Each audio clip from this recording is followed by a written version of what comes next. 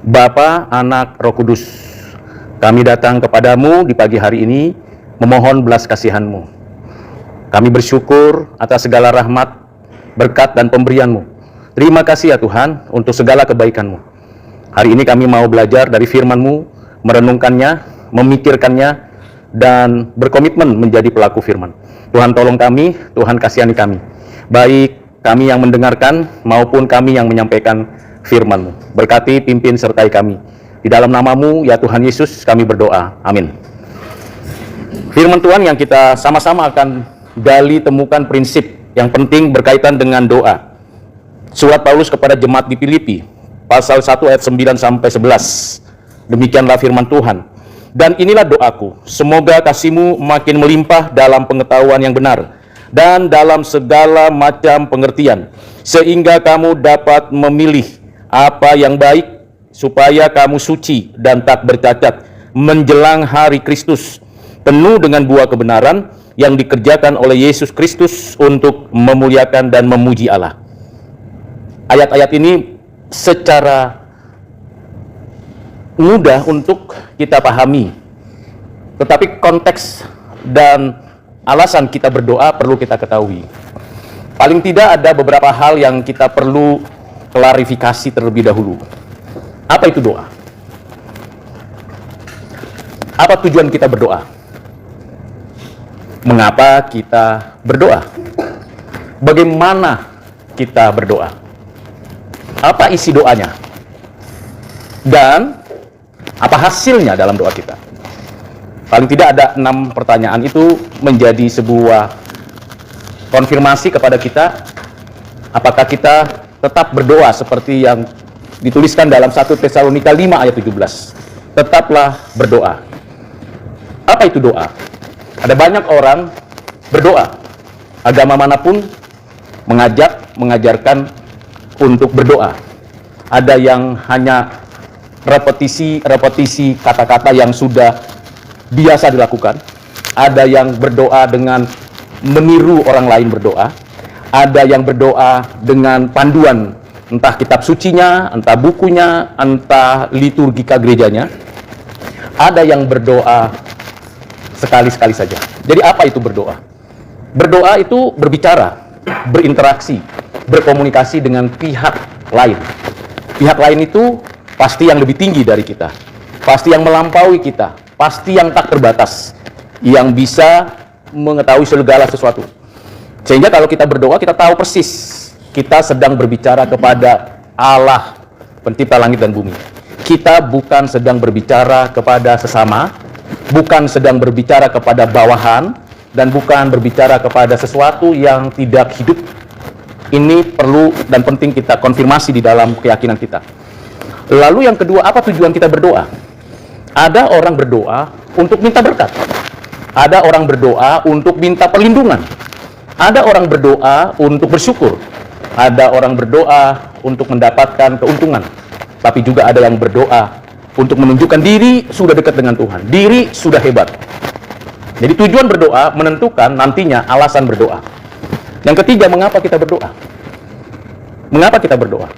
Saya berdoa tiap hari karena memang rasanya tidak enak kalau tidak berdoa.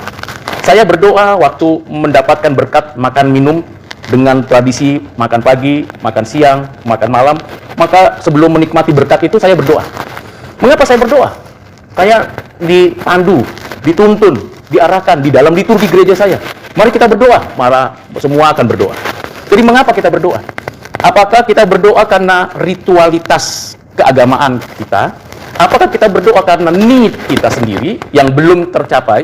Atau apakah kita berdoa benar-benar dengan fokus berbicara kepada Allah, memuliakan Allah? Yang keempat, bagaimana kita berdoa? Seringkali kita menemukan banyak orang berdoa tutup mata, lipat tangan, tunduk kepala. Tapi ada orang yang berdoa berlutut, sembah sujud, bahkan sampai terbaring. Ada yang berdoa sambil menangis. Ada yang berdoa berteriak-teriak meminta Tuhan tolonglah kami. Ada yang berdoa sambil berpuasa karena ada keinginan yang ingin dicapai, lalu ada komitmen yang di dalam, lalu dia berdoa berpuasa. Beragam cara berdoa. Ada yang berdoa pagi hari, ada yang berdoa di tempat sepi, ada yang berdoa untuk dirinya, ada yang berdoa untuk bersama-sama. berdoa puasa, berdoa syafaat, berdoa secara pribadi. Yang kelima adalah apa isi doa kita. Tiap hari apa isi doa kita. Suatu ketika saya meminta anak saya berdoa supaya nantinya bisa menikmati berkat dengan syukur. Berdoanya isinya hanya terima kasih Tuhan, amin. Tidak sampai 1 menit, 30 detik pun tidak sampai. Jadi isi doanya apa?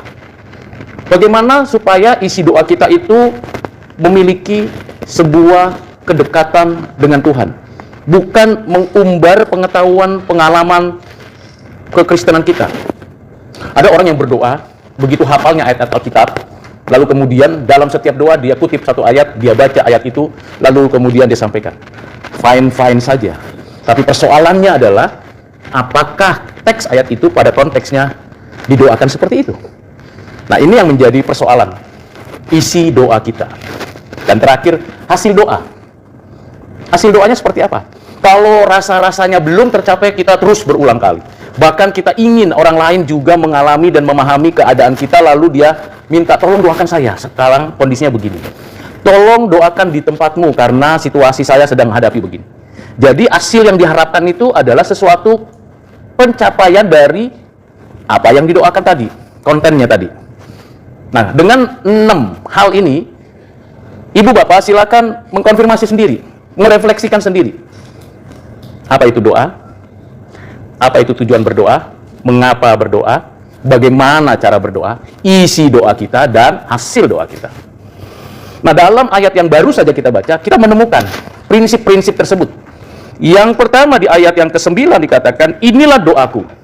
Suatu pernyataan bahwa Paulus memberikan konfirmasi kepada jemaat di Filipi, walaupun dia dalam keadaan di penjara di sebuah tempat penjara rumah di kota Roma, dia menyampaikan, inilah doaku. Doanya bukan untuk dirinya, doanya untuk jemaat. Doanya bukan untuk menjelaskan kesusahan kesulitannya, tapi doanya untuk pertumbuhan pengenalan akan Allah pada diri jemaat, pada tiap-tiap anggota jemaat di kota Filipi. Ini merupakan sebuah contoh yang baik. Waktu kita bangun tidur atau mau istirahat tidur, siapa yang pertama kali kita doakan? Apa alasannya kita berdoa untuk siapa itu? Entah pasangan kita, anak kita, keluarga kita. Siapa yang pertama kali kita doakan waktu bangun tidur? Kebiasaan kita seperti apa? Mengapa kita berdoa untuk itu? Dan bagaimana kita seharusnya berdoa? Janganlah berdoa di tempat-tempat yang tidak sepantasnya tempat berdoa. Suatu ketika saya diinformasikan oleh orang itu, ketika dia berkata kepada kami sekalian waktu kumpul, saya baru saja berdoa. Kami heran. Karena sesaat sebelum dia mengatakan itu, dia baru keluar dari kamar mandi. Ternyata dia berdoa di kamar mandi. Saya agak bingung gitu. Kok ada orang yang berdoa di tempat yang tidak sepantasnya di sana berdoa? Jadi, ibu bapak, saudara yang kasih dalam Kristus, sebelum kita benar-benar punya keinginan dan tradisi dan kebiasaan berdoa, kita harus menempatkan diri sedang berbicara kepada Tuhan. Mengapa kita perlu berbicara kepada Tuhan? Siapa sebenarnya yang inisiatif lebih dahulu berbicara kepada Tuhan? Tentu Tuhan yang terlebih dahulu memberikan kita contoh. Ilustrasinya seperti ini. Ketika anak saya baru lahir, dan sebelum dia pandai berbicara, dan memanggil saya dengan panggilan Bapak, tiap hari saya berupaya untuk menyapa dia. Selamat pagi anakku, saya sebut namanya, saya panggil namanya, saya berbicara seadanya. Gimana, wah seneng ya di hari ini. Walaupun dia mendengar, tapi tidak bisa berespon.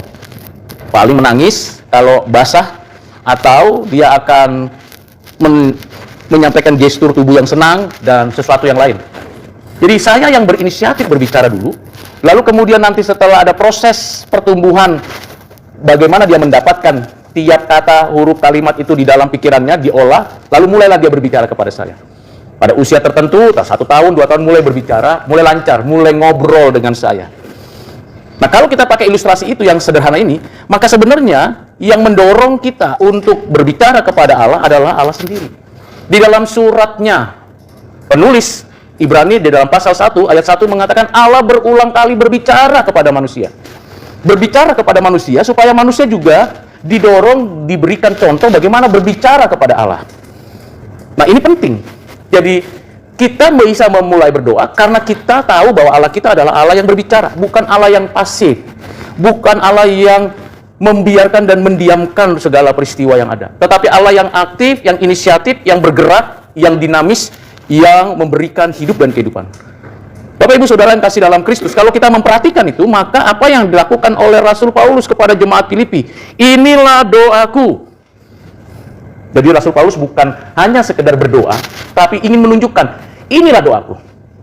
Doa yang tidak untukku, doa yang tidak asal-asalan, doa yang memiliki tujuan, memiliki makna, memiliki maksud, memiliki isi yang baik. Apa isinya? Semoga kasih-Mu makin melimpah. Abstrak memang, tidak langsung to the point, tetapi ini doa yang memberikan arah. Karena memang kita membutuhkan kasih. Membutuhkan kasih, dan kasih itu Tuhan nyatakan di dalam dan melalui Kristus. Di dalam Yohanes 3 ayat 16, karena begitu besar kasih Allah akan dunia ini sehingga Ia mengaruniakan anaknya yang tunggal. Di dalam Efesus pasal 1 ayat 3, 4, 5, 6, kita dipilih di dalam kasih Bapa di dalam Kristus. Dan di dalam 1 Yohanes 4 dituliskan bahwa Allah itu kasih, dan kita bisa mengasihi Allah karena kita terlebih dahulu dikasihinya. Dan di dalam Injil Matius dijelaskan bahwa kita harus mengasihi. Kasihilah Tuhan Allahmu dan kasihilah sesamamu manusia.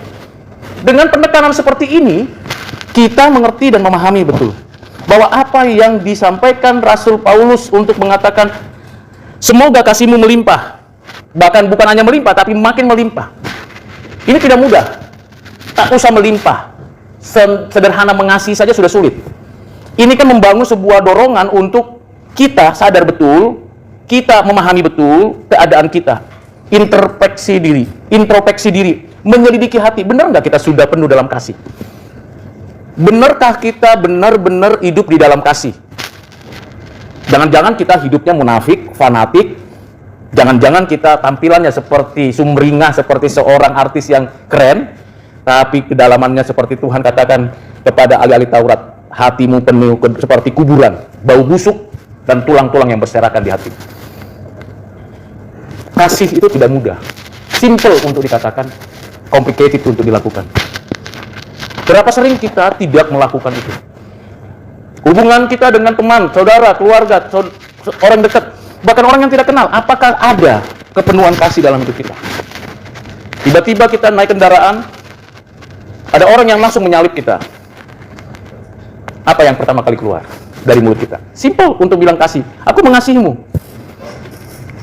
Ketika kita sudah menabung dan mendapatkan rupiah, tiba-tiba ada orang yang menipu kita. Dan kita tahu itu, dan kita mengatakan, apakah kita bilang, aku mengampunimu? Ketika teman kita, keluarga kita, saudara kita meninggalkan kita, membiarkan kita sendirian, kita tidak bisa berbuat apa-apa, lalu kita minta tolong sama mereka, mereka bilang, sorry, saya tidak bisa bantu, maaf, hari ini saya tidak bisa perhatikanmu, dan sebagainya. Beranikah kita mengatakan, aku tetap mendoakan, mengasihi. Ketika kita difitnah, dianiaya, dan bahkan dizolimi dari belakang, dan kita dibicarakan di luar, digosipkan di luar, lalu kita tahu itu, apakah kita mencari tahu siapa dalangnya, kemudian kita mengatakan, saya mengampunimu, saya memberkatimu. Atau kita memasang jerat untuk kebencian dan dendam. Jadi kalimat ini, doa ini sangat abstrak. Semoga kasih-Mu makin melimpah. Tetapi kalau kita mau aktualisasikan dalam hidup kita, not simple, complicated. Rudy, saya dengar kamu menjelekkan si Polan. Oh ya? Katanya kamu mengambil haknya. Oh. Siapa itu yang memberitahu? Adalah di tempat kamu bekerja. Kira-kira kalau saya mendengar itu pagi-pagi sebelum berangkat ke tempat saya bekerja atau melayani, apa yang saya lakukan lebih dulu? Kalau kita penuh dengan kasih, kita tidak cepat-cepat langsung bertindak mengatakan, wah ini keterlaluan, saya akan selidiki. Sampai di tempat saya akan lihat satu persatu, saya tanya. Terjadi proses identifikasi, investigasi, sampai nanti penghakiman. Apakah itu? Apakah kalau kita dilukai, dibenci orang, lalu kita mengatakan, kebencian yang terjadi? Waktu saya berulang kali menonton film kungfu, serial kerajaan-kerajaan, Semua film-film yang 40 episode, 80 episode, 100 episode, satu episode itu 40, durasinya 40 menit. Hanya satu kata kuncinya, balas dendam. Kisah masa lalu dibawa ke masa kini, lalu bagaimana sang artis yang menjadi tokoh utama itu balas dendam. Atau menampilkan suatu sosok kebencian yang mendalam dan terus bergulir. Sampai berhasil balas dendamnya. Without love. Dunia ini penuh dengan kebencian. Pemerintah benci sama rakyat sehingga ada koruptor.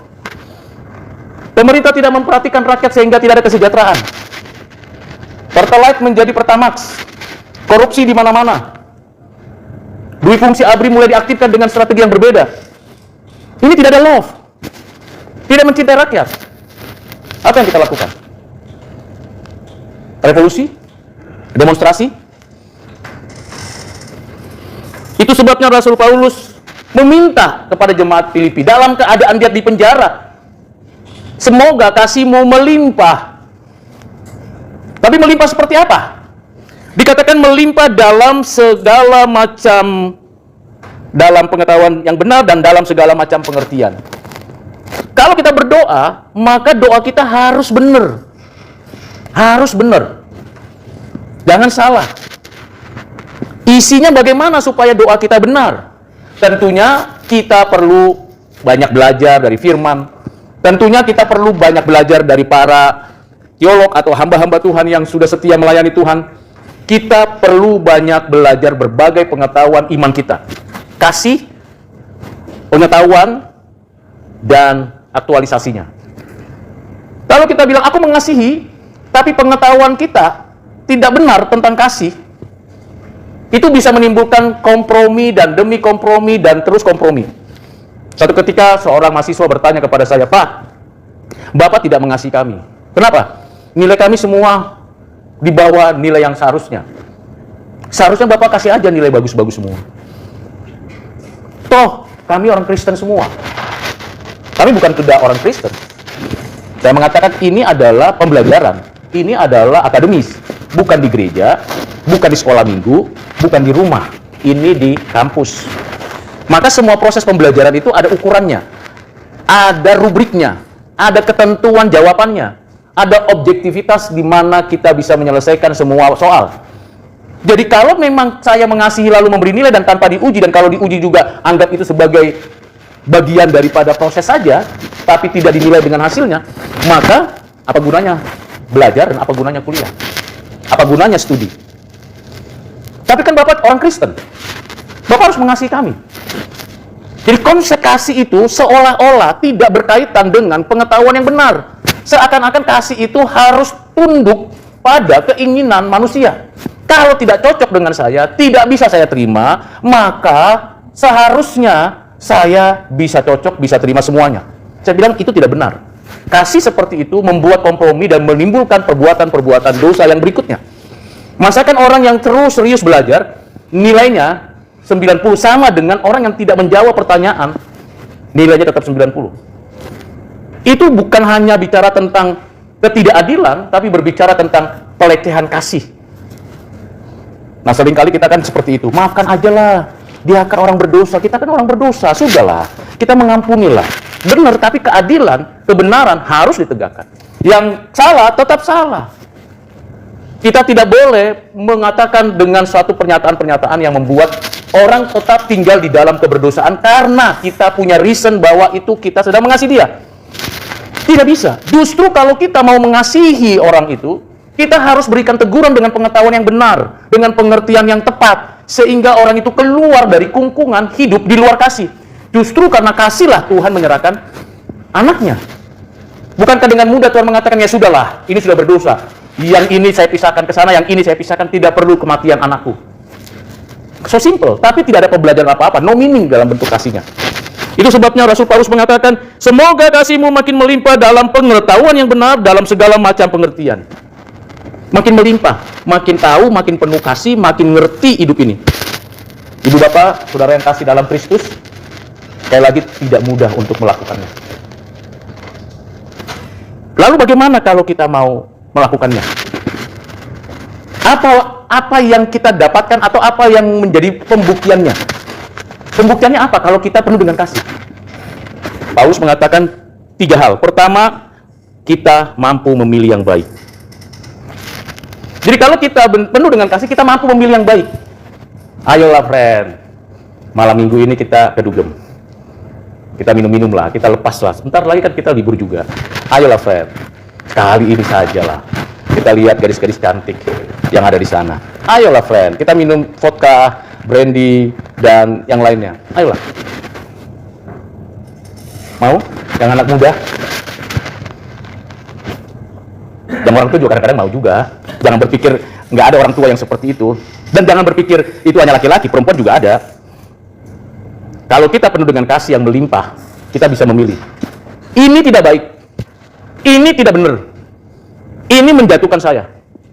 Bukan hanya reputasi saya sebagai orang Kristen, tapi juga reputasi saya di hadapan Tuhan. Memilih itu tidak mudah. Ada yang sangat tipis bedanya. Kalau itu kan sangat kelihatan kentara ya, tapi yang tipis. Misalnya, kami sebagai dosen biasa menulis artikel melalui penelitian, baik itu penelitian dari buku maupun penelitian dari lapangan. Karena terdesak untuk melaporkan ke pimpinan dan ke negara, namanya BKD, beban kerja dosen. Si Polan kita kasihani, karena dia nggak kerjakan apa-apa. Lalu karena kita kompromi, kita bilang begini, udahlah friend, brother atau sister, nama you tak tempel di belakang nama saya, supaya kamu bisa buat laporan. Bagi dia, quote and quote, mengasihi kan? Aman dia. Tidak dipanggil, tidak mendapat kartu merah, karena dia sudah ada namanya. Tetapi itu bukan kerja dia. Tipis. Ada juga yang menipu dengan cara begini. Kerja-kerja mahasiswa, dalam tugas-tugasnya diambil menjadi laporan tugas dosen. Bahkan ada juga orang menilai tugas-tugas mahasiswa daripada kebanyakan adalah semua ditulis 90. Mau nilainya isinya bagus atau tidak, itu 90. Nggak ada sebuah upaya. Tipis. Orang tampilnya bilang, ih bagus ya, mahasiswamu bagus semua, temanmu oke semua, bagus-bagus semua. Padahal kita tahu bahwa itu adalah kejahatan. Apa itu kasih? Jadi kalau mengasihi, mesti punya kepekaan memilih. Dan itu tidak mudah. Sangat tidak mudah di dalam konteks kompleks kita, relasi kita. Yang kedua, kata Paulus, bukti kalau kasih kita melimpah adalah hidupnya makin suci. Hidupnya makin suci. Progressive sanctification. Baik dalam pikiran, baik di dalam hati maupun dalam tindakan. Perkataan kita mesti teratur. Perbuatan kita mesti teruji. Dan dampaknya mesti menjadi berkat. Walaupun tidak semua orang suka dengan kita. Dan kita juga yakin bahwa tidak semua orang suka dengan kita. Tapi tidak semua orang membenci kita. Namun, ibu bapak, saudara yang kasih dalam Kristus, kita harus ada progressive sanctification. Makin suci hidup kita. Kalau doa kita bilang, Tuhan kasihilah kami, tapi nggak makin suci, yang salah yang mana? Doa kita asal-asalan karena kita hanya ritual saja berdoa, atau kita yang tidak komit untuk menjadi pelaku firman. Ibu bapak yang introspeksi diri, saya pun ditegur Tuhan, diperbaiki Tuhan, dan terus memperbaiki diri. Yang ketiga adalah kita setia sampai akhir hidup kita. Setia apa? Supaya nggak bercacat. Setia. Setia itu ujiannya waktu. Waktu penguji yang paling kejam, paling jujur, dan paling apa adanya. Terbukti bukan? Bagaimana pemerintahan kita teruji waktunya. Bagaimana rakyat kita, wakil rakyat kita teruji waktunya. Bagaimana orang-orang yang dulu berteriak-teriak teruji waktunya. Ternyata semuanya ujung-ujungnya duit. Ujung-ujungnya tempat duduk jabatan. Waktu penguji yang paling jujur. Apakah kita setia pada Tuhan? Berdoa. Jadi kalau kita berdoa kepada Tuhan, maka dampaknya kita makin setia. Kalau tidak makin setia, berarti doa kita yang keliru kepada Tuhan. Atau kita salah berdoa. Hanya untuk kepentingan diri sendiri. Dan itu kejahatan. Ibu bapak, apa yang disampaikan Rasul Paulus ini sangat relevan dalam segala zaman. Dan memang yang terakhir adalah hasilnya dalam doa kita. Hasilnya. Waktu kita berdoa ada perlu hasil nggak? Perlu pasti. Tuhan tolonglah istri saya, suami saya, anak-anak saya, keluarga saya ini ada persoalan. Berikan pekerjaan, berikan bisnis lancar dan sebagainya. Kita berharap hasil. Sekarang ada teman yang pasangannya sedang cuci darah. Mencari tempat rumah sakit supaya bisa cuci darah itu susah sekali zaman sekarang. Apalagi dengan jalur BPJS. menakutkan, menyedihkan, mengerikan. Ada orang yang tunggu berjam-jam di satu rumah sakit dengan jalur BPJS, bisa berjam-jam tunggu sampai di satu titik di sana. Maaf Pak, nggak ada tempat untuk di IGD maupun di ruangan. Betapa menyedihkan itu. Pasien sudah sakit, pasien sudah mengalami kesusahan. Maka di saat-saat seperti itu perlu doa, perlu minta pertolongan Tuhan agar orang-orang yang di sana tidak hanya memprioritaskan yang bayar duit langsung gede. Dan berdoa kepada Tuhan supaya pemerintah bertobat. Uang BPJS kemana selama ini? Kasihan, ibu bapak nggak pernah mungkin atau belum pernah mengalami. Saya berulang kali mengalami. Bagaimana saya ikut antri barisan istri saya untuk dilayani di sebuah rumah sakit dengan dokter. Dari jam 7 pagi, jam 5 sore baru ketemu dokternya. Harus di situ. Kalau kita benar-benar mengasihi, kita harus sabar di situ. Sambil sabar, sambil ngedumulkan, tidak. Jadi buahnya harus kelihatan. Kalau kita minta penuhi kami dengan kasih-Mu Tuhan, buahnya mesti ada. Buahnya buah apa? Karakter, buah penginjilan, buah kasih, buah pelayanan, buah yang dapat dinikmati orang lain. Karena itu ibu bapak, saudara yang kasih dalam Kristus, tetaplah berdoa. Beri lelahmu di hadapan Tuhan tidak sia-sia. Dan akhirnya teman itu akhirnya mendapatkan sebuah tempat rumah sakit tertentu setelah 18 kali cari tempat yang bisa cuci darah. Bisa bayangkan kan? Bagaimana orang yang mengalami kritis kemana-mana cari. Karena itu Bapak Ibu, mari kita berdoa. Negeri ini tidak baik-baik saja. Kelihatannya majornya besar bagus ya, tapi di bawah itu luar biasa. Kalau saya naik kendaraan online, selain saya berlalu berinteraksi dengan orang-orang yang mengantar saya ke rumah atau mengantar saya ke kampus. Dalam percakapan kami, keluhan demi keluhan atas kebijakan, atas kondisi sosial ekonomi rakyat. Apa yang kita lakukan? Ya, saya paling hanya tambah tips sedikit, nggak efek dengan dia. Kita penuh kasih. Apa yang kita lakukan? Ibu bapak, kita bersyukur masih ada dunia tempat kita bekerja. Tapi bagaimana? 60 juta lebih yang tidak dapat apa-apa. Doa kita tidak hanya omong dong, Tuhan kasihani kami, Tuhan berbelas kasihanlah kepada bangsa kami. Next apa actionnya?